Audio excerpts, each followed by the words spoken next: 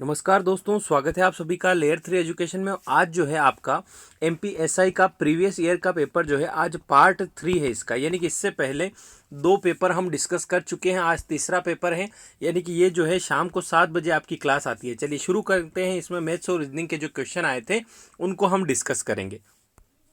चलिए, आज का पहला प्रश्न आप लोगों के सामने है। लिखा हुआ है कि किसी संख्या के 3/4 का 1/2 120 के बराबर है तो वह संख्या क्या होगी।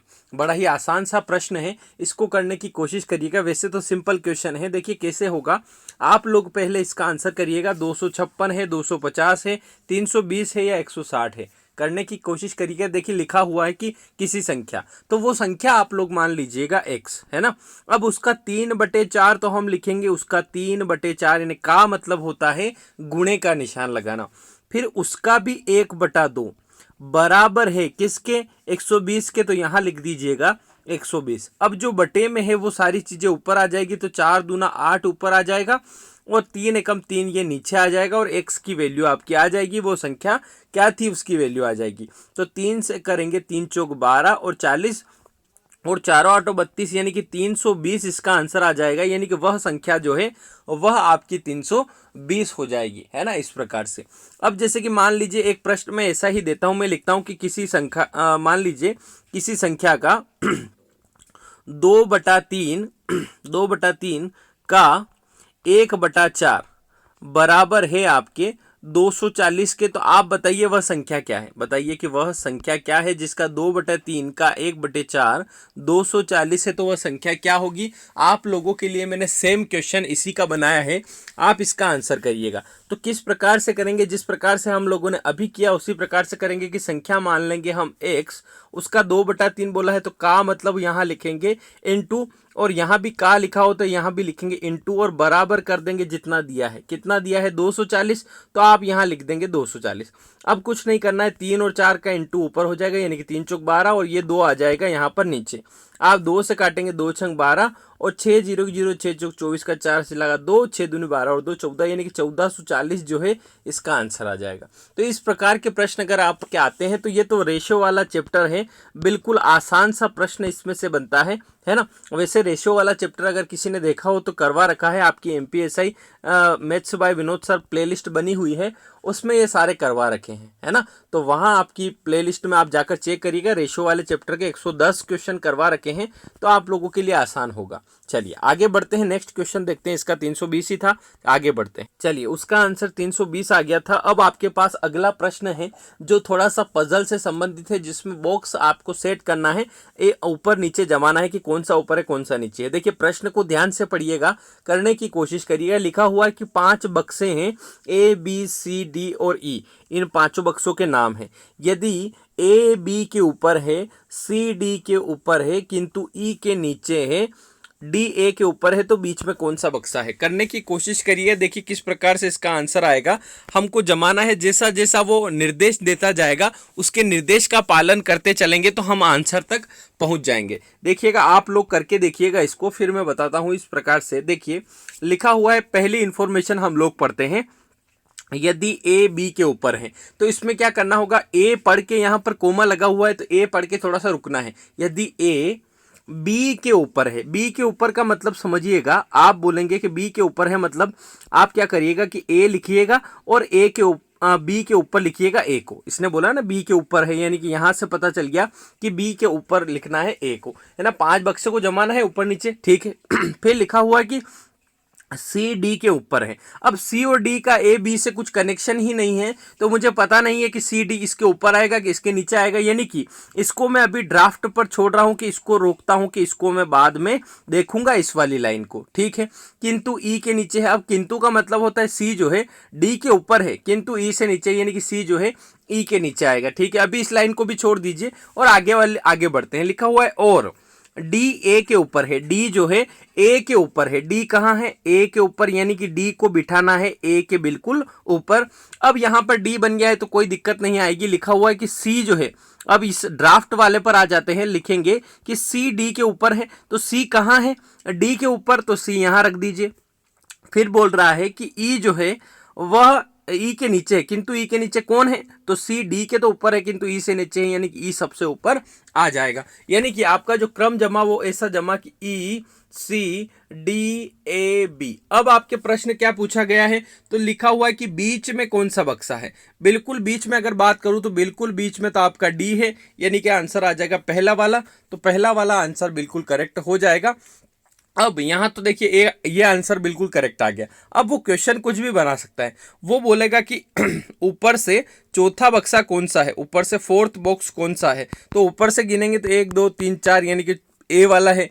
वो बोल देगा नीचे से तीसरा कौन सा है ना। और आरोही क्रम में जमाने पर, है ना, ऊपर से नीचे जमाने पर नीचे से तीसरा कौन सा होगा। इससे कितने भी प्रश्न उससे बना सकता है। बस आपको क्या करना है कि ये पजल के रूप में दिया हुआ है, ऐसा आपको सेटअप जमा लेना है। ये सेटअप जमाने के बाद आपसे कोई सा भी वो प्रश्न पूछे आपको दिक्कत नहीं आएगी। चलिए आगे बढ़ते हैं, नेक्स्ट क्वेश्चन देखते हैं। देखिए इसी का आंसर डी ही है, बिल्कुल करेक्ट है ना। इस प्रकार के प्रश्न आपके आ सकते हैं, तो इनको करिएगा। आगे बढ़ते हैं। चलिए अगला प्रश्न देखिएगा, लिखा हुआ है कि मंकी, यानी कि किसी निश्चित कूट भाषा में, कोडिंग डिकोडिंग का प्रश्न है, करने की कोशिश करिएगा। किसी कूट भाषा में मंकी को लिखते हैं XDJMNL, ये लिखा जाता है मंकी को। फिर वो बोल रहा है टाइगर को कैसे लिखा जाएगा।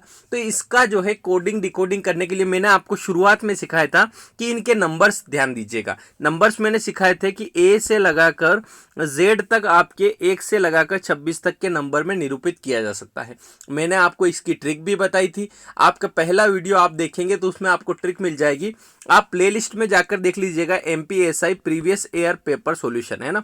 ये आपको प्लेलिस्ट मिल जाएगी जिसमें आपके इससे पहले 2 वीडियो हो चुके हैं जो डेली शाम को 7 बजे आते हैं। इसमें हम पुराने पेपर जो MPSI के हुए हैं, अभी MPSI के कर रहे हैं, इसके बाद MP पुलिस के करेंगे, फिर जेल प्रहरी और पटवारी वगैरह सारे में जो मैथ्स रीजनिंग जहां जहां पूछा गया है सारे पेपर हम डिस्कस करेंगे। चलिए अब आ जाते हैं इस क्वेश्चन पर। लिखा हुआ है कि मंकी को ऐसा लिखा गया। अब मंकी को मैं बात करूं तो MONKEY, ये मंकी लिखा हुआ है। इसको उसने क्या लिख दिया XDJMNL। देखिए इसने 6 वर्ड का 6 वर्ड लिखा, ठीक है मैं मानता हूं।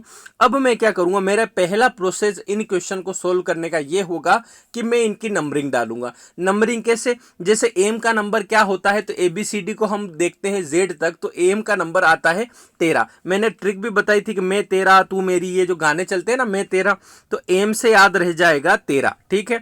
अब ओ का मैंने ट्रिक बताई थी, उपेंद्र पिछोलिया, है ना। तो उपेंद्र मैंने बताया था कि उपेंद्र नाम का लड़का है, यानी कि ओ से 15 याद रख लेंगे।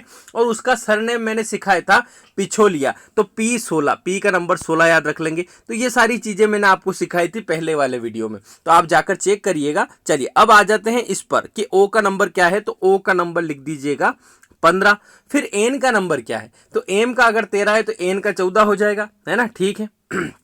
के का कितना, के की मैंने ट्रिक बताई थी, किंग्स 11 पंजाब। आपने IPL वगैरह देखा हो तो किंग्स 11 पंजाब टीम थी, युवराज सिंह कैप्टन थे और प्रीति जिंटा उसकी ये थी, है ना।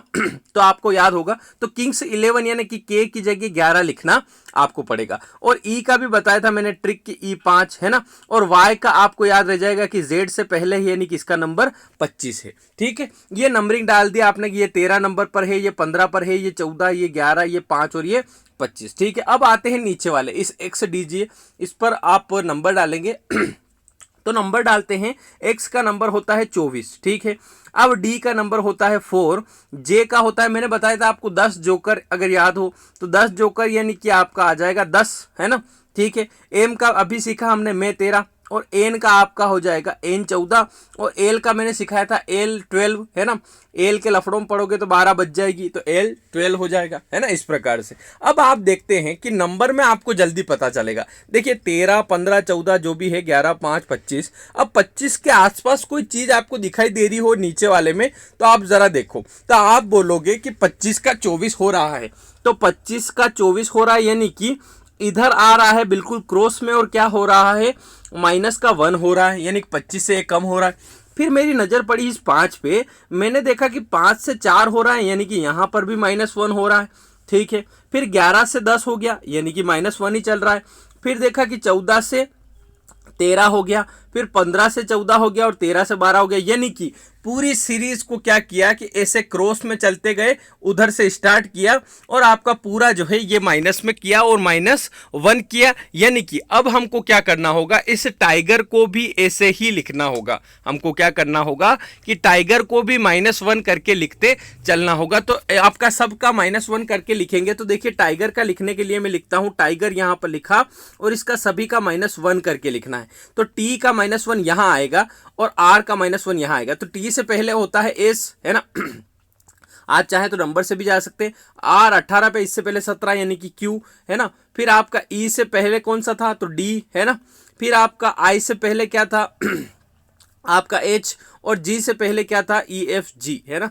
तो एफ आ जाएगा, ठीक है। तो इस प्रकार से Q D F H S, Q D F कहाँ दिख रहा है, Q D F H S ये यहां पर दिख रहा है। तो इसका जो आंसर हो जाएगा वो इस प्रकार से होगा, क्वेश्चन नंबर आपका इस प्रकार से हो जाएगा, है ना। तो ध्यान रखिएगा, इसको इस प्रकार से किया गया है ना। तो ये बेहतरीन प्रश्न आप लोगों के लिए ये पुराने पेपर में पूछे गए हैं, तो आप अंदाजा लगा सकते हैं। इससे क्या होगा कि आपका एक बेस सेटअप होगा कि एग्जाम में इस तरीके के क्वेश्चन आते हैं, हमको इस तरीके से करते चलना है, ठीक है। अब जो लोग देख रहे हैं उनसे थोड़ा सा ये है मेरा कि इस वीडियो को थोड़ा सा शेयर करिएगा, है ना, अपने दोस्तों के साथ, ताकि ज़्यादा मित्र जुड़ पाए और हम ज़्यादा समय तक, लंबे समय तक इसको कंटिन्यू कर पाए, ठीक है। आज 3rd डे है आपका, है ना, इस प्रकार से। अब इसका क्यू डी एफ एस इसका आंसर है। चलिए अगला प्रश्न देखते हैं। चलिए अगला प्रश्न देख लीजिए। वैसे तो बिल्कुल सिंपल सा है, आप इसको कर सकते हैं आसानी से। देखिए लिखा हुआ है आपका कि निम्नलिखित प्रश्न में दिए गए विकल्पों में से संबंधित अक्षर शब्द संख्या को चुनिए। लिखा हुआ है सी डी का, लिखा हुआ है 3 4 और ए बी का क्या लिखेंगे। तो सी और डी का लिखा हुआ है 3 4, तो मुझे आश्चर्य नहीं होगा क्योंकि सी 3 नंबर पे आता है और डी आपका 4 नंबर पे। तो आप ए बी का बता सकते हैं 1 2। तो बड़ा ही आसान सा प्रश्न है ये, तो बिल्कुल सिंपल है। ऐसे प्रश्न आप लोगों से आएंगे तो बिल्कुल आसानी से बन जाएंगे, है ना। ठीक है, आगे बढ़ते हैं। चलिए अगला क्वेश्चन आप लोग देखिएगा, आपको पता चल जाएगा कि नंबर का कितना महत्व है। ए से लगाकर जेड के अगर आपको नंबर याद हैं तो बड़ा आसान आपके लिए ये प्रश्न रहेगा। और रीजनिंग में जो चैप्टर है आपका ये कोडिंग डिकोडिंग वाला, इसमें भी आपके 5 टाइप के प्रश्न बनते हैं। सारे करवा दूंगा मैं धीरे धीरे, इनके आधार पर ये क्वेश्चन आते जाएंगे, इनके आधार पर सारे क्वेश्चन जो है आपके करवा दिए जाएंगे। अब देखिएगा इस प्रकार से, देखिएगा लिखा हुआ है कि डी ई बराबर 9। अब डी ई बराबर 9 कैसे हो रहा है, तो आप सभी को पता चल रहा होगा कि डी और ई, यानी कि डी का नंबर होता है 4 और ई का नंबर होता है 5। तो 4 और 5 जोड़ते हैं तो 9 आता है, यानी कि समझ में आ रहा है कि जोड़ने पर आ रहा है। फिर लिखा हुआ है एफ सी, तो एफ सी लिखा हुआ है, यानी कि एफ होता है 6 और सी होता है 3, यानी कि इनको जोड़ने पर भी 9 आ रहा है। फिर लिखा हुआ एल पी बराबर 28, तो एल पी का मतलब होता है एल कितना होता है, तो आप बोलोगे एल होता है 12। अभी हमने सीखा था एल के कम काम में 12 बज जाएगी, है ना। और पी का हम लोगों ने उस नाम से सीखा था उपेंद्र पिछोलिया, तो ओ का 15 और पी का 16, तो 12 और 16 बराबर आपका 28 आ जाता है। तो ये सारी चीजें हमको पता चल रही है कि नंबर के कोड से प्लस किया जा रहा है। अब आपको बताना है जीटी। अब जीटी बराबर क्या हो जाएगा, तो जीटी बराबर देखने के लिए आप देखिएगा, जी का नंबर होता है आपका 7 और टी का नंबर होता है 20। G7 शिखर सम्मेलन सुना होगा, उससे याद रह जाएगा, और T20 तो वैसे ही याद रह जाएगा, T20 मैच होता है। अब 20 और 7 कितना हो जाएगा, तो 27 आ जाएगा, जो कि ऑप्शन नंबर 3rd में इसका राइट आंसर हो जाएगा। तो इसका करेक्ट आंसर हो जाएगा 3rd, यानी कि 27 इसका आंसर हो जाएगा। देखिए इससे रिलेटेड प्रश्न मैं आपके लिए ले चलता हूं। देखिए ये जो संबंधित प्रश्न है इसके थोड़े से मैं प्रश्न करवाता हूं आपको, 1 मिनट रुकिएगा। चलिए ये यहाँ देखिएगा, आपके question related to your exam मैंने थोड़े से प्रिपेयर भी किए हैं, ताकि जो आपका वो टॉपिक है कौन सा, कोडिंग डिकोडिंग वाला, जिसमें इस तरीके के क्वेश्चन पूछे जाते हैं, वो आपका कंप्लीट हो सके, है ना। यहाँ पर थोड़े से मैंने क्वेश्चन तैयार किए थे, तो इससे ज़्यादा क्वेश्चन नहीं करेंगे, आप 1-2 कर लीजिए, है ना। लिखा हुआ है कि केट बराबर 24 और डॉग बराबर 26, तो हॉर्स बराबर कितना होगा। तो ऐसे प्रश्न आ जाते हैं, वहां एकदम से समझ में नहीं आते, लेकिन आपको अभी पता चल गया होगा कि किस तरीके से इनको करना है। आप देखिएगा केट बराबर 24 लिख रखा है, तो आप सी की वैल्यू लिख देते हैं 3 और ए की वैल्यू लिख देते हैं 1 और टी की वैल्यू लिखते हैं 20। तो सभी को अगर आप जोड़ते हैं, यानी कि सी की वैल्यू 3, 1 और 4, यानी कि 3 और 1 4 और 4 और 20 24, यानी कि केट को 24 से इस प्रकार लिखा गया है कि सभी का नंबरिंग उसने डाला है। फिर मैं बात करूं डॉग की, तो यहां देखिएगा डी का नंबर होता है 4 ओ का नंबर अभी हमने सीखा था उपेंद्र पिछोलिया, तो ओ 15 यानी कि इसका होता है 15। और जी का अभी सीखा था G7 शिखर सम्मेलन, जीके वगैरह में आप सुनते होंगे, तो इसका हो जाएगा G7, तो यहाँ 7 आप सभी को जोड़ते हैं तो 15 और 4 19, 19 7 26, तो इस प्रकार से आपका केट तो 24, डॉग 26। तो आपको बताना है कि हॉर्स बराबर क्या हो जाएगा। इस प्रकार के प्रश्न आते हैं तो क्या होगा, देखिए हॉर्स बराबर आप लोगों को तुरंत अब आइडिया लगाना होगा कैसे, कि हॉर्स बराबर एच का नंबर आप लिखेंगे, हॉर्स बराबर हमको जोड़ना है तो इस प्रकार से करिएगा। एच बराबर होता है 8 नंबर पे, एच 8 होता है। ओ का अभी सीखा हमने उपेंद्र यानी कि 15 होता है, तो प्लस 15 कर दीजिएगा। आर का नंबर होता है आर 18, क्योंकि 17 के बाद 18 आता है आर, है ना, तो यहाँ पे आइएगा आर 18। और एस का याद रखिएगा एस 19 है ना, एस और 19 ऐसे याद रहेगा, एस एस दोनों में आ रहा है। और ई का रखिएगा 5। अब इन सभी को प्लस करिएगा, देखिए लिखा हुआ है 8 5 13, 13 और 8 कितना होता है 21, 21 9 30 और 5 35, तो 35 का 5 कहाँ दिख रहा है आप लोगों को, ये यहाँ दिख रहा है, तो इसका जो आंसर हो जाएगा आप लोगों का 65 हो जाएगा। अगर प्रश्न आप लोगों को समझ में आया हो, वीडियो अच्छा लग रहा है तो वीडियो को लाइक करिएगा और इसको शेयर करिएगा। अब आपके जो सामने मैं प्रश्न रखूंगा इसी से संबंधित रखता हूं, अब आप सभी को आंसर इसका तुरंत करना है ना। देखिएगा अगला प्रश्न आप लोगों के लिए लिखता हूं, इस प्रकार से लिखा हुआ है कि इफ ए इस जग, यानी कि लिखा हुआ है कि ए को हम लिखते हैं ए को लिखते हैं 1 और जग को लिखते हैं 38, जग घूमे या, है ना, वो नहीं है, ये थोड़ा अलग है। और यहाँ लिखा हुआ है ग्लास, ग्लास को हम क्या लिखेंगे, तो आप लोगों को पता चल ही गया होगा कि कैसे प्रश्न है, किस तरीके से इनका आंसर लाना है। चलिए करने की कोशिश करिएगा। देखिए इसको करने की तरकीब ये है कि ए का 1 नंबर दिया गया है, इसी से मुझे पता चल गया कि नंबरिंग वाला ही है। जग का कैसे लिखा, तो जग का आप याद रखेंगे आपका जोकर यानी कि 10 जोकर, है ना। फिर यू का आप रखेंगे, मैंने सिखाया था कि यू वी डब्ल्यू का आपको याद रखना है, यू वी डब्ल्यू का याद रखना है 21 22 और 23, ऐसे याद रखना है। तो यू का कौन सा आ जाएगा, तो 21 आ जाएगा। फिर जी का हम लोगों ने अभी सीखा, तो ये आ जाएगा तो 10 21 21 10 31 31 7 38, ये इस प्रकार से आया। अब जो हमारा प्रश्न है वो ग्लास का है, इसका ग्लास का नंबर कैसे निकालेंगे, यानी कि ग्लास में टोटल नंबर इनके नंबर का योग कैसे करेंगे, तो जी का अभी हम लोगों ने सीखा, जी का होता है 7। फिर एल का अभी मैंने सीखा कि एल के लफड़े में पढ़ोगे तो 12 12 बज जाएगी, तो एल 12 है ना, ठीक है। फिर यहाँ देखिएगा ए का तो हम सभी को पता है 1, है ना।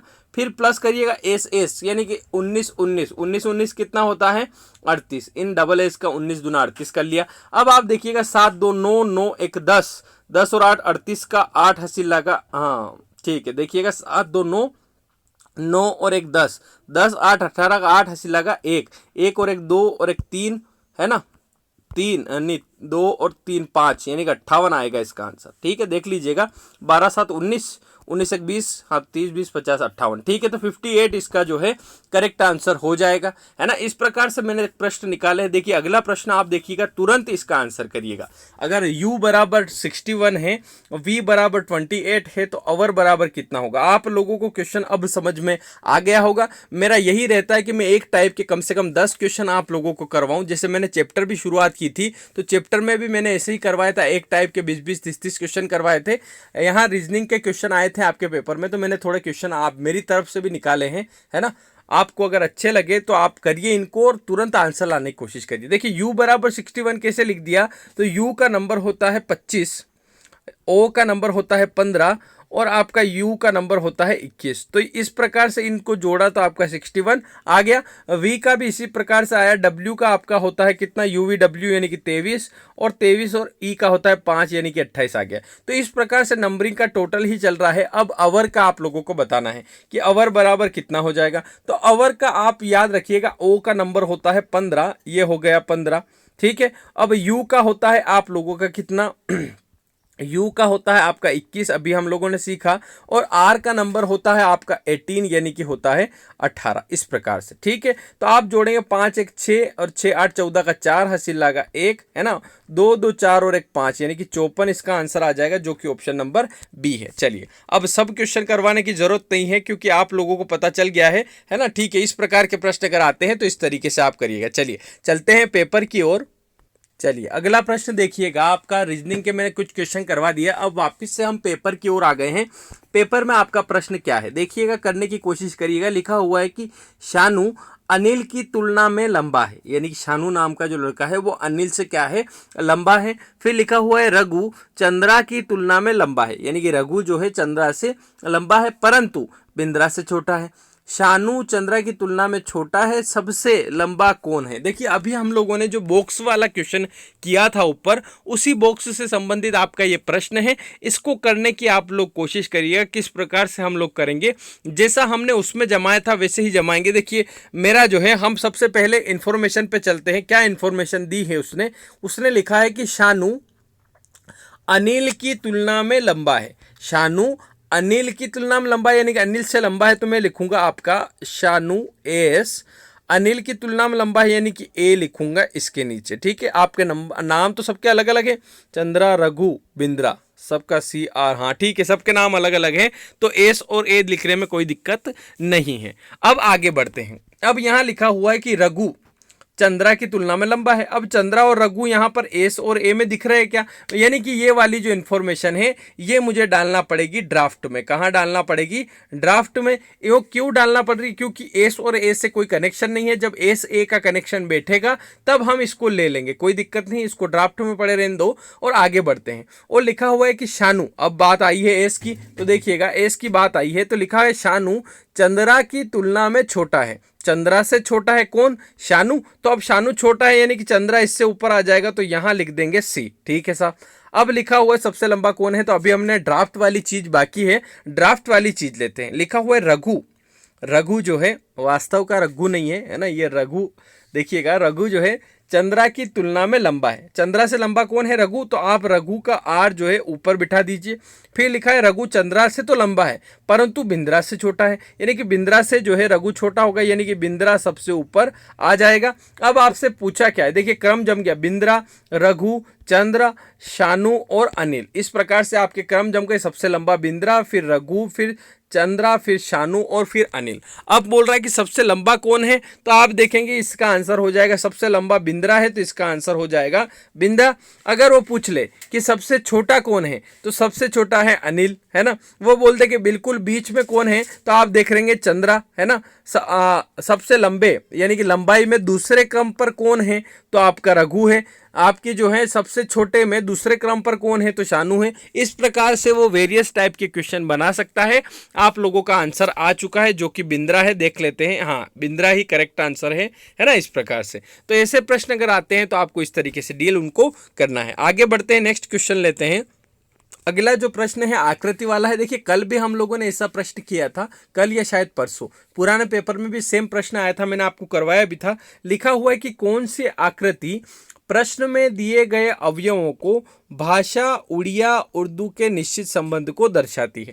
अब आपको इसमें क्या करना होगा, देखिएगा कौन सी आकृति इसको निरूपित करेगी। तो आप देखिए भाषा, यानी कि भाषा के अंदर उड़िया वाली भाषा भी आती है और उर्दू वाली भी भाषा भी आती है। तो आप देख सकते हैं कि पूरी भाषा का एक गोला है जिसके अंदर आप उड़िया भी रख दीजिए और उर्दू भी रख दीजिए, तो ये इसका आकृति ये वाली बिल्कुल करेक्ट हो जाएगी। इस प्रकार से इसका आंसर आ जाएगा, है ना। इस प्रकार से जैसे कि मैंने कल आपको एग्जांपल भी दिया था, जैसे कि एक आकृति इनमें से बनेगी, जैसे कि ब्रह्मांड, है ना। फिर ब्रह्मांड में आप लिखिएगा सूर्य, फिर लिखिएगा पृथ्वी, है ना। इस प्रकार से तो आप देखेंगे कि ये इसकी आकृति ये वाली बन जाएगी, ब्रह्मांड, फिर सूर्य और फिर पृथ्वी। मान लीजिए इसकी जगह मैं करता हूँ, इस सूर्य की जगह मैं लिखता हूँ मान लीजिए ब्रह्मांड की जगह ब्रह्मांड लिखा, फिर पृथ्वी लिखा और फिर लिखा मानव।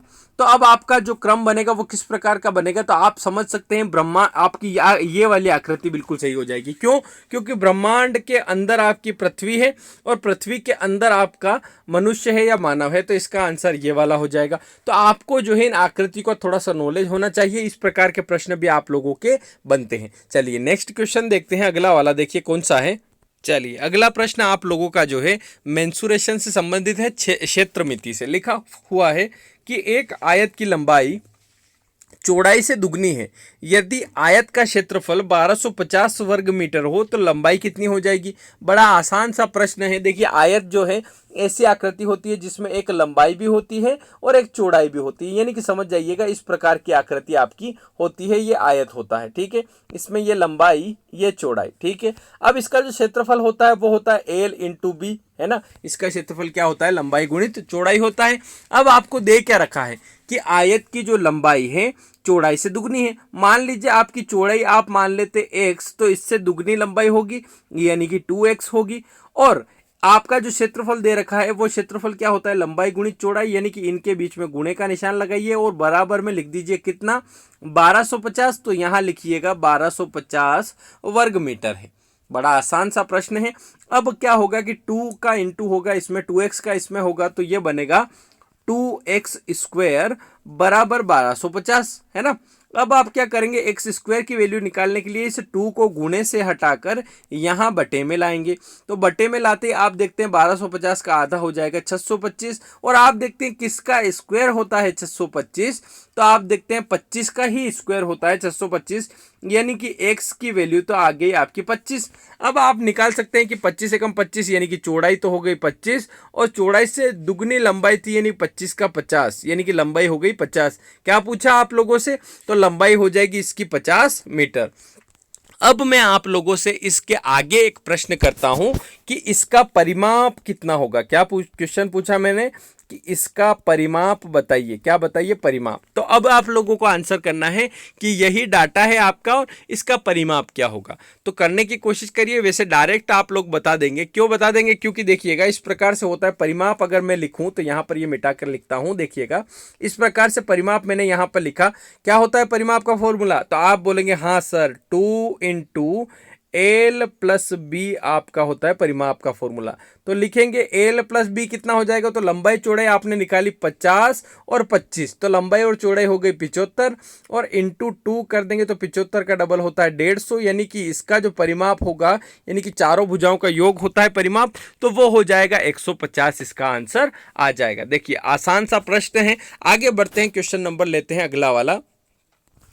चलिए अगला जो प्रश्न है वो आपका दिशा और दूरी से संबंधित है, करने की कोशिश करिए। लिखा हुआ है कि अमन नाम का कोई व्यक्ति है, 65 फीट उत्तर की ओर चलता है, 65 फीट उत्तर की ओर जाता है, दाएं मुड़कर 50 फीट चलता है, फिर दाएं मुड़कर 65 फीट चलता है, वह फिर बाएं मुड़कर 30 फीट चलता है और फिर बाएं मुड़कर 30 फीट चलता है, अंततः वह बाएं मुड़कर 30 फीट चलता है। तो अमन उसके प्रारंभिक बिंदु से किस दिशा में है, ये आप लोगों को बताना है। देखिए बेहतरीन प्रश्न है, 2-3 बार आपको घुमा रहा है, मतलब समझ जाइएगा कि प्रश्न को करने में थोड़ी सी सावधानी आपको बरतनी होगी, और जब आप सावधानी बरतेंगे तो आपको जो है करेक्ट आंसर की ओर आप पहुंच जाएंगे। करने की कोशिश करिएगा, वीडियो को रोक कर देखिएगा किस प्रकार से करते हैं। चलिए हम क्वेश्चन करने की कोशिश करते हैं। देखिएगा मैं लिखता हूं यहां से, ये यहाँ पर बिल्कुल बिंदु रख रहा हूँ, ये यहाँ से वो क्या, यहाँ से वो निकलता है। ठीक है, अब 35 फीट ऊपर चलता है, तो मैं समझता हूँ ये 35 फीट हो गया मेरा उत्तर में। फिर यहाँ से क्या करता है, दाएं मुड़ता है। तो दाएं ध्यान रखिएगा, आपका जो मुंह है मोबाइल की तरफ, तो दायां हाथ यानी कि राइट हैंड होता है, तो राइट हैंड में मुड़ा और कितना चला, तो 50 मीटर चला, यानी कि 35 से थोड़ा ज़्यादा। तो यहाँ मैं 35 लिखता हूँ और यहाँ लिखता हूँ 50। फिर उसके बाद उसने क्या किया, 50 फीट चलने के बाद दाएं मुड़ा। तो दाएं मुड़ा मतलब इस तरफ मुंह है उसका, तो इस तरफ दाएं आपका जो राइट हैंड होगा वो नीचे की तरफ होगा। तो राइट हैंड चला कितना, 65 फीट, तो ये 35, तो ये हो जाएगा यहाँ पर 35 हो जाएगा, और इससे और कितना ज़्यादा, तो इससे यहाँ 35 के बराबर लिख दीजिए, और यहाँ से और कितना ज़्यादा, 30 और ज़्यादा चला, तो यहाँ आ गया, यूँ समझ लो। ठीक है, ये यहाँ आ गया, मतलब ये पूरी जो दूरी है आपकी ये 65 है। कितनी है, 65 है। इसमें से ये 35 है, तो ये वाली जो है आपकी 30 हो जाएगी। थोड़ा सा समझने के लिए रख रहा हूं, बस कोई दिक्कत नहीं है। फिर उसने बोला कि 65 चलने के बाद क्या किया, फिर बाएं मुड़ा। तो अब देखिए इसका मुंह यहाँ नीचे की तरफ है, यूं यहाँ है, तो आपका जो बायां होगा वो इस साइड होगा, लेफ्ट साइड यानी कि इस साइड होगा। तो आप यहाँ से देखिए बाएं मुड़कर कितना चला, 30 चला, तो यहाँ देखिएगा 30 चला, यानी कि यहाँ पर यहाँ इतना चला। ठीक है, 30 चलने के बाद क्या किया, यहाँ रुक गया और फिर बाएं मुड़कर 30 चला। बाएं यानी कि आपका मुंह इधर है, तो बाएं मतलब ऊपर होगा। अभी आप स्वयं मुंह रख के देखिएगा तो आपको लेफ्ट हैंड पता चलेगा, यानी कि फिर ऊपर 30 चला, है ना। और अंततः फिर बाएं मुड़कर 30 फीट चलता है। फिर अंततः यहाँ आने के बाद फिर आखिर में 30 फीट और चलता है, कहाँ, बाएं मुड़कर, यानी कि यहाँ पर आ जाता है। ठीक है, तो 30 30 30 यहाँ आ गया। अब यहाँ आ गया है आपके जो है बिल्कुल इसके सीध में आ गया है। अब वो बोल रहा है कि प्रारंभिक बिंदु से, मतलब यहाँ से किस दिशा में है, तो ये इस दिशा में। तो ये जो दिशा होती है, मैंने आपको सिखाया था उत्तर दक्षिण, फिर लिख दीजिएगा पप्पू। तो पप्पू लिखने पर देखने पर पता चलता है कि इधर जो है पूर्व दिशा है, तो पूर्व यानी कि आंसर हो जाएगा ईस्ट वाला, जो कि ऑप्शन नंबर ए इसका बिल्कुल करेक्ट आंसर हो जाएगा। तो आप लोगों को सावधानी बरतनी है, इस प्रकार से आप लोगों को करते चलना है। ठीक है, अब इसका आंसर हो जाएगा पूर्व, यानी कि इसका आंसर पूर्व ऑप्शन नंबर ए है। चलिए आगे बढ़ते हैं, क्वेश्चन नंबर अगला लेते हैं। चलिए अगला जो क्वेश्चन है टाइम एंड वर्क से रिलेटेड है।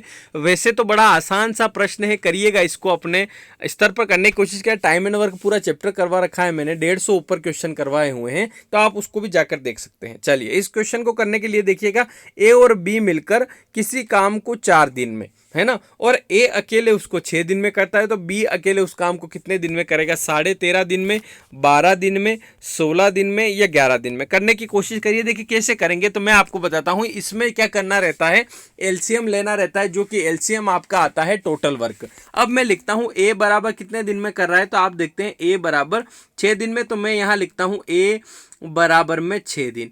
ठीक है, बी का मुझे पता नहीं है, कोई दिक्कत नहीं है, निकाल लेंगे। फिर नीचे लिखता हूं ए प्लस बी मिलकर कितने दिन में कर लेते हैं, तो उसने लिखा हुआ है कि 4 दिन में। अब आप क्या करेंगे कि 6 और 4 का एलसीएम लेंगे, जो कि होता है 6 का डबल करते ही 12, 12 में भाग जाता है। ठीक है, तो आपका जो एलसीएम आता है वो आता है 12, और ये जो एलसीएम आता है यही आपका टोटल वर्क कहलाता है, यानी कि 12 चीजें बनानी है। समझ जाओ कि 12 समोसे बनवाने हैं, है ना। अभी जो लोग देख रहे हैं, जो आंसर दे रहे हैं, उनको मैं दे दूंगा समोसे खाने के लिए, साथ में हरी चटनी, लाल चटनी। ठीक है, अब देखते हैं 12 समोसे बनवानी है। कारीगर कितने हैं अपने पास, ए और बी दोनों हैं। मैंने ए से पूछा, मैंने कहा कितने दिन लग जाएंगे 12 समोसे बनाने में, उसने कहा 6 दिन लगेंगे। मैंने कहा आधे दिन ले रहा है तू, तो इस हिसाब से कितने बनाएगा दिन के, तो उसने कहा भाग लगा लो 12 में। मैंने कहा ठीक है लगाते हैं, तो मैंने भाग लगाया 6 का, तो 6 दूनी 12, यानी कि एक दिन में ये समोसे बनाता है कितने, 2। इसी स्पीड से 6 दिन तक काम करता है, इसलिए 12 समोसे बन जाते हैं। फिर मैंने कहा तुम दोनों मिलके 4 दिन में बना रहे हो, तो एक दिन में कितने बना देते हो, उसने कहा भाग लगा लो। मैंने कहा लगा लेंगे। मैंने कहा किस में लगाएं, उसने कहा कि टोटल वर्क में लगा लो। 4 दिन के हिसाब से एक दिन में कितना बनाया होगा, तो 4 तिया 12, तो मैंने भाग लगाया तो आपका 3 आया, यानी कि दोनों मिलके एक दिन में 3 बनाते हैं। अब मैंने बोला कि अगर अकेला इस 3 में से 2 तो आपका ए ही बना रहा है, यानी कि बचा हुआ एक समोसा कौन बनाता है, आपका बी बनाता है। तो बी की कैपेसिटी आ गई 1, यानी कि एक दिन में एक समोसा बनाता है, कौन, बी बनाता है। मैंने कहा क्यों तू एक दिन में एक बना रहा है, तो तेरे को कितने दिन लग जाएंगे, तो उसने कहा कि एक दिन का एक मतलब 12 दिन में 12, तो इसका आंसर आ जाएगा 12 दिन, यानी कि इसका आंसर होगा ऑप्शन नंबर बी, है ना। तो इस प्रकार के प्रश्न जब आते हैं, तो ये तो बहुत ही साधारण प्रश्न है, बिल्कुल बेसिक लेवल है। ऐसे क्वेश्चन तो मैंने बिल्कुल एक आध करवाए हैं उसमें, और 150 क्वेश्चन ऊपर करवा रखे हैं, तो आप जाकर चेक कर सकते हैं। बेहतरीन प्रश्न आप लोगों के लिए बना रखे हैं। चलिए आगे बढ़ते हैं, क्वेश्चन नंबर अगला लेते हैं। चलिए अगला जो प्रश्न है वो लिखा हुआ है कि ए तथा बी ने क्रमशः 40,000 रुपये और 75,000 रुपये की राशि निवेश की। ठीक है, 5 वर्षों के अंत में दोनों ने कुल 46,000 रुपये की राशि प्राप्त की, तो उस 46,000 की राशि में से ए का हिस्सा आप ज्ञात करिए। देखिए ये प्रश्न है आपका साझेदारी वाले चैप्टर से रिलेटेड। इसमें क्या करना रहता है, रेशो बनाकर कैपिटल के अनुसार, यानी कि ये जो प्रॉफिट है, हमेशा प्रॉफिट जो बटेगा उनकी कैपिटल के अनुसार। कैपिटल यानी कि जो कॉमर्स पढ़े हैं मेरी तरह उनको पता होगा, कैपिटल का मतलब होता है जो पूंजी निवेश की जाती है, यानी कि जितना हिस्सा उसने रखा है ना। जब कंपनी स्टार्ट करते हैं तो कुछ पैसा जो अमाउंट लाया जाता है उसके कैपिटल के रेशो में ही इसका जो है प्रॉफिट बढ़ता है। अब वो रेशो निकालने के लिए हम लिखते हैं ए और बी का रेशो। देखिएगा किस प्रकार से बनेगा। तो आपका क्या रहता है, बहुत ही बार समय का अंतर रहता है तो हमको लिखना पड़ता है, लेकिन यहाँ समय का अंतर नहीं है तो हमको कोई दिक्कत नहीं आएगी। देखिए यहाँ लिखा 40,000 और यहाँ इसके 75,000। ठीक है, अब ये दोनों 5-5 साल तक रहे तो चाहे तो आप 5-5 का गुणा कर भी दो तो कोई दिक्कत नहीं है, और नहीं भी करो तो भी चलेगा। अगर वो कम ज़्यादा समय के लिए होते तो जरूरी, मान लो इसने 2 साल बाद निवेश किए होते तो थोड़ा सा लफड़ा पड़ता है, लेकिन कोई समस्या नहीं है। आप देखते हैं 3 जीरो से आप काट लेते हैं 3 जीरो, फिर 5 से आप लोग 5 काट लेते हैं, और इस 5 से काटिएगा 5 8 40, और 5 से करेंगे 5 1 5 2 बचा 5 5 25, यानी कि 8:15 का इनका रेशो बन गया, यानी कि 8:15 1:15 में जो है वो प्रॉफिट बटेगा। अब प्रॉफिट कितना है टोटल, तो आप देखते हैं 46,000 रुपये, तो आप लिखेंगे 46,000 रुपये यहाँ लिख देंगे, है ना। इस 46,000 रुपये को दोनों में बांटना है, यानी कि इस 46,000 के नीचे क्या आ जाएगा, तो दोनों का रेशो मिलाकर आ जाएगा, जो कि 15 और 8 जोड़ने पर 15 और 8 कितना होता है, 15 5 20 और 3 23, ठीक है। तो इसके नीचे आ जाएगा टोटल रेशो आपका 23, इसके नीचे आ जाएगा। देखिए जो बराबर है वो नीचे और जो पूछे वो सामने, ये मैथ्स का रूल है कि जो बराबर हो वो नीचे रखते हैं और जो पूछता है वो सामने। क्या पूछा है अभी कि ए का हिस्सा कितना होगा, तो ए का हिस्सा हमने पास देखा है कि रेशो आपका 8 है, तो ए का हिस्सा 8 होगा, तो यहां रख दीजिएगा 8। फिर 23 का पहाड़े में डबल आता है 46, तो 23 का डबल 46 यानी कि 2000, 2000 इंटू 8 कितना हो जाएगा, 2 8 16,000, जो कि ऑप्शन नंबर कौन सा दिख रहा है, तो ऑप्शन नंबर पहला ही है जो इसका आंसर हो जाएगा, है ना। अब इसमें क्या होता है बहुत सी बार वो क्या करता है कि आपका 5 वर्षों के अंत में, अब वो बोलता है कि ए बी ने निवेश किया और उसने 3 साल बाद सी भी शामिल हो गया, तो उसमें क्या करना है कि यहाँ 5 और 3 साल बाद शामिल हुआ तो उसके सामने 2 ही लिखना। ऐसे प्रश्न भी आएंगे, मैं आपको करवाऊंगा, चिंता मत करिए, है ना। आगे बढ़ते हैं, नेक्स्ट क्वेश्चन लेते हैं। देखिए चलिए अगला जो प्रश्न है वो आपका जो है इससे संबंधित है, टाइम एंड वर्क से हो जाएगा। देखिए उसका 16,000 आंसर था। अगला क्वेश्चन आप लोगों के सामने है, करने की कोशिश करिए। लिखा हुआ है ए और बी किसी काम को 12 दिन में, बी और सी किसी काम को 15 दिन में और सी तथा ए 20 दिनों में कर सकते हैं। देखिए ये प्रश्न मैंने आपकी जो क्लास चलती थी चैप्टर वाइज उसमें करवाया हुआ है, वो क्लास हम धीरे धीरे बाद में स्टार्ट करेंगे, जिसमें आपका पेड क्लास चलेगी, आपका बोर्ड पे लाइव भी पढ़ाएंगे, है ना। धीरे धीरे अब ये लॉकडाउन खुले उसके बाद हम करते हैं कोशिश, है ना, ठीक है। अब इस क्वेश्चन को देखिएगा, इस प्रकार से करिएगा। लिखा हुआ है ए बी किसी काम को 12 दिन में, तो मैं यहाँ लिखता हूँ ए प्लस बी बराबर 12 दिन, यहां लिखूंगा ए प्लस बी बराबर 12 दिन। फिर लिखा हुआ है बी प्लस सी 15, तो यहां लिख दूंगा इसके नीचे बी प्लस सी बराबर 15 दिन, है ना। फिर यहां पर लिखा हुआ है कि सी प्लस ए 20 दिन, तो यहां लिख दूंगा सी प्लस ए बराबर 20 दिन। इन तीनों का क्या करना है, इन तीनों का हमको एलसीएम लेना है, यही हमारा टोटल वर्क होता है। अब इन तीनों का एलसीएम में 20 के हिसाब से लेना स्टार्ट करूं, 20 दूना 40, 40 में भाग नहीं जाता है, तो 20 या 60 करता हूं, तो 60 में आप सभी का भाग चला जाता है, यानी कि 60 जो है एलसीएम भी होगा और इसको हम बोल सकते हैं टोटल वर्क भी हो जाएगा। तो टोटल वर्क भी आपका यही होगा। अब 12 के हिसाब से ए और बी को 12 दिन लगते हैं, तो एक दिन में कितने समोसे, देखो 60 समोसे, अभी इतने लोग लाइव भी हैं तो इनमें बंटवा देंगे, सभी को एक एक समोसा मिल जाएगा, ठीक है। अब ए और बी बनाते हैं 12 दिन में। मैंने पूछा भैया एक दिन में कितने बना दोगे, उसने कहा भाग लगा दो, तो 12 पंजे 60, यानी कि ए और बी मिलकर 5 समोसे बनाते हैं एक दिन के। फिर मैंने इनसे पूछा, मैंने कहा बी और सी तुम मिलके 15 दिन लगा रहे हो, तो एक दिन में कितने, उसने कहा भाग लगा लो। मैंने कहा काई में के 60 में, तो 15 चौक 60, तो उसने कहा कि 4 समोसे हम दोनों मिलकर एक दिन में बनाते हैं। फिर मैंने सी और ए से पूछा, मैंने कहा तुमको कितने दिन, उसने कहा 20 दिन लगेंगे, तो एक दिन में कितना, तो 20 या 60, यानी कि एक दिन में 3 बनाते हैं। यानी कि अगर ये सब मिल जाएं तो देखिए 5 4 और 3, यानी कि एक दिन में बन रहे हैं 5 4 9 9 3 12 समोसे बन रहे हैं। अब ए अकेले से बनवाने, यानी कि यहां पर क्या हो रहा है कि 2 बार ए आ रहा है, तो मैं लिखूंगा 2a, 2 बार बी आ रहा है तो यहां लिखूंगा प्लस 2b, और 2 बार ही सी आ रहा है, यानी कि यहां पर लिखूंगा 2c बराबर आपका 12। अब 2 सब में कॉमन आ रहा है, तो मैं 2 को बाहर लेता हूं और नीचे लिखता हूं ए बी सी, तो 2 से मैंने डिवाइड किया तो ये आया 6, यानी कि ए बी और सी मिलकर एक दिन में 6 बनाते हैं। कौन, ए प्लस बी प्लस सी मिलकर 6 बनाते हैं। मुझे चाहिए केवल ए का, किसका चाहिए, केवल ए से करवाने, तो ए की कैपेसिटी निकालूंगा पहले, तो ए एक दिन में कितना बनाता है, तो मैंने कहा कि ए का अगर निकालना है तो मेरे को बी और सी हटाना पड़ेगा, तो बी और सी हटाऊंगा, तो बी और सी की कैपेसिटी कितनी थी, तो मैं बी और सी पर गया, तो बी की और सी की कैपेसिटी थी 4, यानी कि इस 6 में से ए बी सी के 6 में से 4 तो बी सी का था, मैंने हटा दिया, तो 4 हटाया तो मेरे को कैपेसिटी मिली 2, यानी कि ए एक दिन में जो है 2 समोसे बनाता है। कौन बनाता है, ए। अब मेरे को ए से सारे समोसे बनवाने हैं, तो 2 बना रहा है, तो इसको दिन कितने लग जाएंगे, तो इसको दिन लग जाएंगे 30 दिन पूरे लग जाएंगे, यानी कि 60 समोसे बना देगा। तो इसका जो आंसर होगा वो ऑप्शन नंबर बी में आप लोगों को दिखाई दे रहा होगा कि ए की जो कैपेसिटी है वो 2, उस हिसाब से उसको 60 समोसे बनाने में कितने दिन लग जाएंगे, तो 30 दिन लग जाएंगे। इसका आंसर हो जाएगा ऑप्शन नंबर बी, इसका राइट आंसर होगा। चलिए आगे बढ़ते हैं, नेक्स्ट क्वेश्चन लेते हैं। चलिए अगला प्रश्न देखिएगा, लिखा हुआ है कि किसी कूट भाषा में प्रोहिबिशन को ये लिखा जाता है, तो कूट भाषा में इनहिबिशन को क्या लिखा जाएगा? तो बड़ा ही आसान है। प्रोहिबिशन के बाद तो देखिए हिबिशन, हिबिशन यहाँ तक तो बिल्कुल सेम ही है, आई एन का आपको देखना होगा, इनहिबिशन। चलिए देखिए यहाँ पर रखते हैं, पहले तो हम लिखते हैं इसके नीचे इसका कोड। तो प्रोहिबिशन की स्पेलिंग लिखी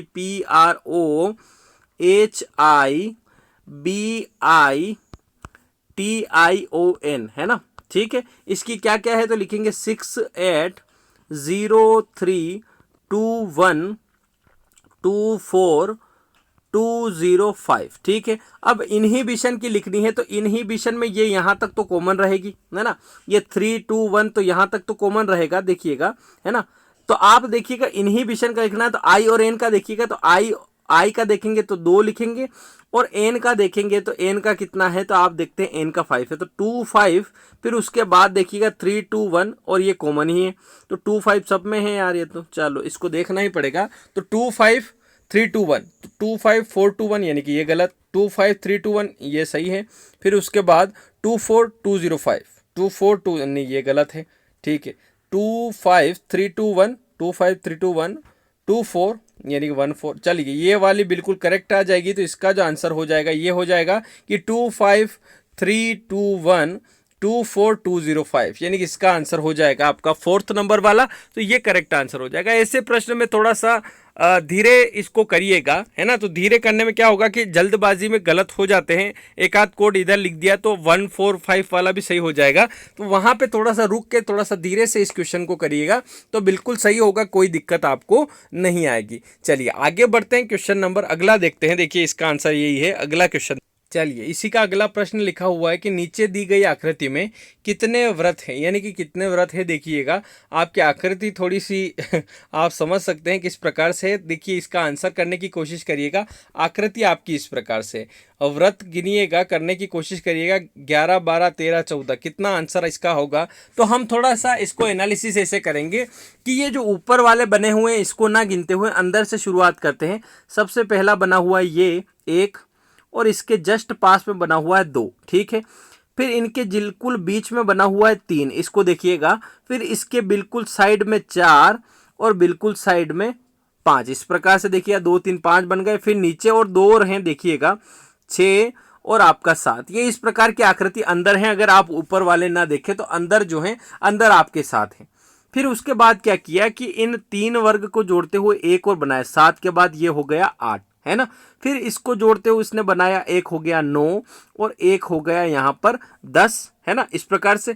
फिर यहाँ बनाया एक 11 और यहाँ एक और बनाया 12, फिर एक और बनाया 13। तो कुल मिलाकर 13 व्रत हैं। इसको आप गिनेंगे आसानी से, थोड़ा सा रुक कर, थोड़ा समझ कर, थोड़ा देख कर, तो इसमें आपको मिल जाएंगे कि 13 व्रत कुल बनाए हुए हैं। तो 13 व्रत इसका आंसर हो जाएगा, जो कि ऑप्शन नंबर जो है इसका करेक्ट आंसर हो जाएगा 13। इस प्रकार से देखिएगा, आपको क्या करना होगा, अंदर से आना होगा, अंदर से देखते हुए आइएगा। तो बिल्कुल बीच में एक आपको दिख रहा होगा, उसके साइड में आप गिनिए कितने हैं। तो इसके साइड में 6 हैं, ये 2 ऊपर हैं, यहाँ 2 साइड में है और 2 नीचे हैं। ये आपका अंदर वाली आकृति है। फिर उसके ऊपर क्या हुआ कि इनके ऊपर और बना दिए उसने, 3 ऐसे बनाए, जोड़ रखे हैं आपस में, और 3 नीचे और बना रखे, तो 6 और बना रखे, तो 7 और 6 मिलकर 13 हो जाएंगे। इस प्रकार से इसका आंसर आ जाएगा। चलिए आगे बढ़ते हैं, नेक्स्ट क्वेश्चन देखते हैं। चलिए अगला जो प्रश्न है थोड़ा सा टाइम एंड डिस्टेंस से रिलेटेड है। लिखा हुआ है कि सरिता और जूली, है ना, जूली एक ही बिंदु से एक ही समय पर विपरीत दिशाओं में चलना आरंभ करती है। यानी कि एक ही बिंदु है, यहाँ से ये चलेगी और यहाँ से, देखिए अपोजिट जब चलती है तो आपकी जो है स्पीड प्लस होती है ना, और एक ही दिशा में चलती है तो माइनस होती है।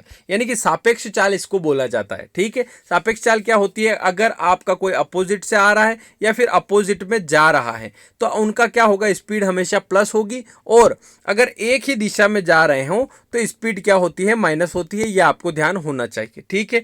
फिर वो बोल रहा है कि यदि उनकी गतियां, यानी कि उन दोनों की जो स्पीड है वो एक की तो 2.5 किलोमीटर प्रति घंटा है और एक और है उसकी है 2 किलोमीटर प्रति घंटा, यानी कि 2 किलोमीटर पर आवर, है ना। तो कितने समय बाद उनके बीच की दूरी 18 किलोमीटर हो जाएगी। देखिए समय पूछा है तो आप लोगों को एक फॉर्मूला अगर पता हो कि आपका स्पीड बराबर डिस्टेंस अपॉन टाइम, तो उससे निकल जाएगा। स्पीड बराबर आप अगर लिखते हैं डिस्टेंस अपॉन टाइम, तो आपका टाइम इधर आ जाए तो स्पीड इधर आ जाएगी, यानी कि टाइम का फॉर्मूला हो जाएगा डिस्टेंस अपॉन स्पीड। अब डिस्टेंस इसमें कहाँ दिख रही है, तो आप बोलेंगे कितने समय बाद दूरी 18 किलोमीटर हो जाएगी, तो डिस्टेंस आपकी दिखी 18 किलोमीटर। अब आप क्या करते हैं, उसने बोला है कि सापेक्ष चाल आपको निकालना पड़ेगी। तो सापेक्ष चाल क्या होती है, इन दोनों का जो है योग होगा, क्योंकि विपरीत दिशाओं में जब जाती है तो योग होता है। तो 2.5 और आपका 2 जोड़ेंगे तो 4.5 हो जाएगा। तो समय आपका आ जाएगा बड़ी आसानी से। आप लोग लिखते हैं समय बराबर दूरी बटे चाल। अब दूरी हम लोगों ने देख ली, दूरी आपकी आ गई 18 और चाल हो गई आप लोगों की सापेक्ष चाल होता है, प्लस करना होगा तो 4.5 आपका आ जाएगी, क्योंकि 2.5 और 2 जोड़ते हैं तो 4.5 आ जाएगी। तो यहाँ पर आ जाएगा ये इस प्रकार से। आप पॉइंट हटाएंगे, जीरो लगाएंगे, आप काटेंगे कहीं से 9 से काट सकते हैं, 9 पंजे 45 और 9 दूनी 18 यानी कि 20 और 5 से करेंगे 5 चौक 20, यानी कि 4 घंटे इसका आंसर आ जाएगा, जो कि ऑप्शन नंबर ए है इसका। तो इस प्रकार से इसका आंसर होगा ऑप्शन नंबर ए। चलिए आगे बढ़ते हैं, नेक्स्ट क्वेश्चन लेते हैं। देखिएगा अगला प्रश्न। चलिए अगला जो प्रश्न है आपका कथन और निर्देश से संबंधित है। देखिए मैं कथन आप लोगों के सामने रखता हूं और आपका निष्कर्ष भी रखता हूं। तो कथन से क्या होता है, आपको वेन डायग्राम बनाना पड़ते हैं। उन वेन डायग्राम में ऐसा चलता है कि अंदर से बाहर सभी सही होता है और बाहर से अंदर सभी गलत होता है। कैसे, जैसे कि मान लो मैं आपको थोड़ा सा इसको अभी छोड़ दीजिए, मैं एक थोड़ी सी चीज समझाता हूँ। मैं बोलता हूँ कि मैं बोलता हूँ कि सभी ए बी है। मैंने क्या बोला, सभी ए बी है। तो आप बनाएंगे इस प्रकार से, ए को रखेंगे अंदर और सभी जो ए है वो बी हो जाएंगे, बाहर आ जाएगा बी। अब मैं इसका, ये कथन था आपका। अब मैं निष्कर्ष बताता हूं कि सभी बी ए है। मैंने ये बोला सभी बी ए है, तो आप बोलेंगे सभी जो बी है वो ए थोड़ी है, तो ये गलत हो जाएगा। तो बाहर से अंदर सभी वाला गलत होता है। लेकिन मैं बोल दूं कि कुछ बी ए है, मैं बोलता हूं कुछ बी ए है, तो वो सही हो जाएगा। कुछ जरूर सही होता है बाहर से अंदर की ओर। तो आप ध्यान दीजिएगा कि बाहर से अंदर सभी वाला गलत होता है और अंदर से बाहर सभी वाला सही होता है ना। तो ध्यान रखिएगा, ये थोड़ा सा आपको ध्यान देने योग्य है। अब फिलहाल इस क्वेश्चन पर आ जाते हैं। लिखते हैं, लिखा हुआ है कि सभी टाई बेल्ट है। मैंने लिखा टाई यहां पर, है ना, ये टाई का गोला बनाया और सभी जो टाई है वो बेल्ट है, यानी कि इसके ऊपर गोला बना दिया। सभी टाई बेल्ट है, यानी कि यहां लिख दिया बेल्ट। फिर अगला निष्कर्ष पढ़ा, अगला जो कथन है वो पढ़ा, लिखा हुआ है सभी बेल्ट, यानी कि सभी बेल्ट पेटी है। तो इसके ऊपर बनाया कि सभी बेल्ट जो है भैया वो आपका पेटी है। तो सभी बेल्ट के ऊपर बना दिया पेटी, ठीक है। फिर बोल रहा है कि सभी पेटी मोजे हैं, यानी कि इस पेटी के ऊपर भी बना देना पड़ेगा सभी पेटी आपका क्या है, मोजे हैं, ठीक है साहब। अब आपका जो है निष्कर्ष पे चलते हैं। निष्कर्ष पे आप लोगों को देखना पड़ेगा। निष्कर्ष पे लिखा हुआ है कि सभी मोजे पेटी हैं, सभी मोजे बाहर से पेटी अंदर। तो बाहर से अंदर सभी वाला क्या होता है, गलत। मैंने आपको बताया अभी कि सभी मोजे पेटी नहीं है, क्योंकि सभी पेटी मोजे हैं तो सभी मोजे पेटी नहीं हो सकते। ये थोड़ा सा कंफ्यूजिंग लगेगा आपको, पर ये जो है चैप्टर आपको करवा दूंगा मैं, तो आपको सिंपल लगने लगेगा। धीरे धीरे प्रश्न डेली करेंगे तो सिंपल लगेगा। फिर अगला देखते हैं कि सभी पेटी बेल्ट है। तो पेटी कहाँ है, बाहर, और बेल्ट अंदर। तो बाहर से अंदर पेटी बेल्ट पे जा रहा है, तो बाहर से अंदर जा रहे हैं और सभी, तो ये गलत हो जाएगा, क्योंकि सभी पेटी बेल्ट नहीं है, लेकिन सभी बेल्ट जरूर पेटी है, ठीक है। फिर अगला पढ़ा कि सभी बेल्ट टाई है। बेल्ट बाहर है, टाई अंदर है, तो बाहर से अंदर सभी वाला गलत हो जाएगा, क्योंकि सभी टाई बेल्ट जरूर है लेकिन सभी बेल्ट टाई नहीं हो सकते। तो ये तीनों गलत हो गए। चौथे को देख लेते हैं, ये गलती है देखिए मेरे हिसाब से। तो सभी टाई मोजे हैं, सभी टाई अंदर है, मोजे बाहर। देखिए अंदर से बाहर अगर आप आते हैं और सभी लिखते हैं तो सही है। तो सभी टाई मोजे हैं, यानी कि केवल चौथा अनुसरण करता है। ये कहाँ लिख रखा है, ओनली 4 फॉलोस, ये वाला सही हो जाएगा। तो देखते हैं चौथा अनुसरण करता है इसका। हाँ देखिए आंसर आपका आया ओनली 4 फॉलोस, यानी कि आपका जो है केवल चौथा वाला अनुसरण करता है। तो आपको ये चीजें ध्यान रखना होगी कि अंदर बाहर से अंदर जाते हुए सभी गलत होता है। सभी वाला जो होता है ना कि सभी ए बी हैं, तो ये अंदर बाहर से अंदर जा रहे हैं तो गलत हो जाएगा। ये आप लोगों को ध्यान रखना है। चलिए आगे बढ़ते हैं, नेक्स्ट क्वेश्चन देखते हैं। चलिए इसी के साथ आपका अगला प्रश्न ऐसा ही है, बिल्कुल आप करने की कोशिश करिए। देखिए कथन आपका दिया हुआ है, उससे आपका निष्कर्ष बनाएंगे। तो सबसे पहले कथन से आप क्या करेंगे, वेन डायग्राम बनाएंगे, उससे आपको पता चलेगा। पहला जो कथन लिखा हुआ है ऑल विंडोज आर हाउसेस, या फिर सभी खिड़कियां घर हैं। तो मेरे को क्या करना पड़ेगा, खिड़कियां सभी घर हैं तो खिड़कियां अंदर बनाना होगा। यहाँ लिखा खिड़की और इसके ऊपर गोला बनाते हैं, इसको सभी खिड़कियां घर हैं, तो इसको सभी के लिए ऊपर एक और बनाना पड़ेगा, सभी खिड़कियां घर हैं, यानी कि यहां पर लिख दीजिएगा घर। ठीक है, अब ऐसा नहीं हो सकता कि सभी घर खिड़कियां हों, ये चीज गलत होगी। सभी खिड़कियां घर हैं लेकिन सभी घर खिड़कियां नहीं हो सकता, कुछ घर जरूर खिड़कियां हो सकता है, ये आप लोगों को ध्यान रखना है।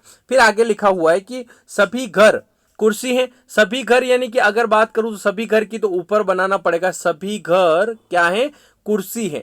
ठीक है साहब, कुर्सी है, ये ऐसा बना देंगे तो डायग्राम इस प्रकार से बनेगा। अब आपके निष्कर्ष पर आ जाते हैं, निष्कर्ष को देखते हैं और सही करने की कोशिश करते हैं। लिखा हुआ है कि कुछ, निष्कर्ष में लिखा हुआ है कि कुछ खिड़कियां कुर्सियां हैं क्या, तो कुछ खिड़कियां ये वाली कुर्सियां हैं। तो कुछ तो बाहर से अंदर भी सही होता है, अंदर से बाहर भी कुछ वाला सही होता है। तो कुछ खिड़कियां कुर्सियां यानी कि पहला वाला बिल्कुल राइट है। आगे वाले पे चलते हैं, अगला वाला लिखा हुआ है कि सम चेयर्स आर विंडोज, या फिर कुछ कुर्सियां खिड़कियां हैं। देखिए कुछ खिड़कियां अगर कुर्सियां हैं तो कुछ कुर्सियां भी खिड़कियां होगी, यानी कि ये वाला भी कुछ कुर्सी, बाहर से अंदर कुछ वाला सही होता है लेकिन बाहर से अंदर सभी वाला गलत होता है। तो कुछ कुर्सियां खिड़की होगी, यानी कि ये वाला भी बिल्कुल सही है। तो देखिए फर्स्ट सेकंड, अभी थर्ड भी है, चलिए ये वाला भी देख ही लो। लिखा हुआ है कि ऑल चेयर्स आर विंडोज, या फिर सभी कुर्सियां, यानी कि ये वाली खिड़कियां है। सभी कुर्सी खिड़की हो सकती है कि नहीं, मैंने आपको शुरुआत में बोल दिया था कि बाहर से अंदर सभी वाला गलत होगा। कुर्सी से खिड़की पे जा रहे हैं, बाहर से अंदर जा रहे हैं और सभी वाला लिखा हो, यानी कि ये गलत हो जाएगा। तो इसका आंसर आएगा ये वाला, दिख ही रहा है ऑप्शन पहला वाला कि only one and second follows, यानी कि केवल पहला और दूसरा अनुसरण करते हैं। तो इसका आंसर हो जाएगा पहला और दूसरा अनुसरण करते हैं। देखिए आंसर में यही आना चाहिए, चलो भाई यही आया, तो केवल फर्स्ट एंड सेकंड फॉलो करते हैं। तो इस प्रकार के क्वेश्चन जब आते हैं तो एक चीज आपको ध्यान रखनी है कि बाहर से अंदर की ओर, बाहर से अंदर की ओर जो है सभी वाला गलत होता है, लेकिन बाहर से अंदर कुछ वाला जो है वो सही होता है। ये आप लोगों को ध्यान रखना है। चलिए आगे बढ़ते हैं, नेक्स्ट क्वेश्चन लेते हैं। चलिए अगला जो प्रश्न है वो आपका मिक्सचर एंड एलिगेशन से संबंधित है। ये वाला चैप्टर भी मैंने आपके एमपीएसआई की जो प्लेलिस्ट बना रखी है उसमें पूरा चैप्टर करवा रखा है। अब इस प्रश्न पे देखिएगा, लिखा हुआ है कि 60 लीटर मिश्रण में दूध और पानी का अनुपात 2:1 है। 60 लीटर का टोटल मिश्रण है जिसमें दूध पानी का अनुपात 2:1 है। कितना और अतिरिक्त पानी मिलाया जाए ताकि अनुपात क्रमशः 1:2 हो जाए। अब अनुपात 2:1 था और उसको 1:2 करना है, तो कैसे करेंगे ध्यान दीजिएगा। हमको ये करने के लिए सबसे पहले दिखना होगा, सबसे ऊपर मैं लिखता हूँ मिश्रण लिखता हूँ, यानी कि यहाँ पर लिख दूंगा 60 मिश्रण है, इसी के अंदर आपका दूध भी है और इसी के अंदर पानी भी है, और वो किस अनुपात में है, तो मैं देखता हूँ कि 60 लीटर के मिश्रण में दूध पानी का अनुपात 2:1 है। तो 2:1 के अनुपात में बांटना होगा। जब 2:1 के अनुपात में बांटूंगा तो 2 और 1 मिला के 3 होता है, यानी कि 1 रेशो बराबर कितना आ जाएगा, तो आप बोलेंगे 20 आएगा। तो ये दूध आपका 2 रेशो बराबर था, तो 20 दूना 40, और ये पानी 1 रेशो बराबर था, यानी कि 20 एकम 20, यानी कि आपके 60 में से 40 लीटर तो दूध है और 20 लीटर पानी है। ठीक है, अब क्या बोल रहा है, अतिरिक्त पानी मिलाया जाए। तो जब कुछ मिलाते हैं तो मैं वहां पर लगाता हूं क्रॉस, यानी कि इसको मैं हाथ नहीं लगाऊंगा। और ये मिलाने पर क्या रेशो बन रहा है, तो वो बोल रहा है ये रेशो 1:2 हो जाए, यानी कि ये 1 हो जाए और ये आपका 2 हो जाए। ठीक है, तो 1:2 में कन्वर्ट करना है। अब देखते हैं, मैंने बोला कि जिसमें मिलावट हो रही है मैं उसको हाथ नहीं लगाऊंगा, तो मैं कौन सा वाला रेशो लूंगा, तो ये 40 जो है, ये 40 दूध है, ये आपका नए रेशो में भी कितने के बराबर है, 1 के बराबर। और मुझे क्या चाहिए, 2 चाहिए, तो मैं इंटू कर दूंगा 2 का, तो 40 दूना 80 हो जाएगा। अब यहां पर 80 लीटर पानी हो गया, दूध तो आपका 40 ही रहा लेकिन 80 लीटर पानी हो गया। पहले पानी कितना था भैया, 20 लीटर था, अभी कितना हो गया, 80 लीटर। तो आप देखेंगे कि पहले 20 लीटर था, अभी 80 लीटर हो गया है। तो कितना लीटर मिलाया है, तो आप बोलते हैं 60 लीटर मिलाया है। तो पानी की मात्रा कितनी मिलाई गई, 60 लीटर। तो इसका जो आंसर हो जाएगा वो हो जाएगा 60 लीटर, यानी कि ऑप्शन नंबर ए जो है इसका करेक्ट आंसर हो जाएगा। इस प्रकार का प्रश्न, तो इसका 60 लीटर बिल्कुल करेक्ट आंसर हो जाएगा। चलिए आज जो जो है आपके इस प्रकार के प्रश्न थे। हम कल मिलेंगे कल के वीडियो में शाम को 7 बजे, और आप लोगों को जो है इस वीडियो को ज़्यादा से ज़्यादा शेयर करना है ताकि हम इसके जो है एमपीएसआई के सारे पेपर कवर कर पाएँ। और जो लोग मेरे भाई एमपी पुलिस की भी तैयारी कर रहे हैं या फिर जिस एग्ज़ाम की तैयारी कर रहे हैं जिसमें मैथ्स और रीजनिंग आती है, तो ये जो पेपर है आपके लिए बहुत हेल्पफुल है। अगर आप जेल प्रेरी की एग्ज़ाम, पटवारी की एग्ज़ाम, एमपी व्यापम की एग्ज़ाम अभी बहुत सारी आने वाली है, जैसे लॉकडाउन ओपन होगा नया कैलेंडर निकलेगा और सारी एग्ज़ाम्स आपकी आने वाली है, तो बेहतरीन तैयारी के लिए पुराने पेपर सोल्व करना ज़रूरी है। और हम जो है आज इसका 3rd पार्ट था, आप इससे पहले 2 वीडियो हो चुके हैं, तीसरा वीडियो जिसमें पेपर हम सोल्व कर रहे हैं। तो इसके बाद कल शाम को 7 बजे मिलेगा, तो देखते रहिए। कल शाम को 7 बजे मिलते हैं हम। उस वीडियो देखने के लिए बहुत बहुत धन्यवाद। मिलेंगे अपन नेक्स्ट वीडियो में। कमेंट जरूर करिएगा किस प्रकार के क्वेश्चन लग रहे हैं, किस प्रकार का आपका वीडियो लग रहा है, कमेंट जरूर करके बताइएगा मुझे। और आप सभी को वीडियो देखने के लिए बहुत बहुत धन्यवाद। मिलेंगे अपन कल के वीडियो में, तब तक के लिए अलविदा।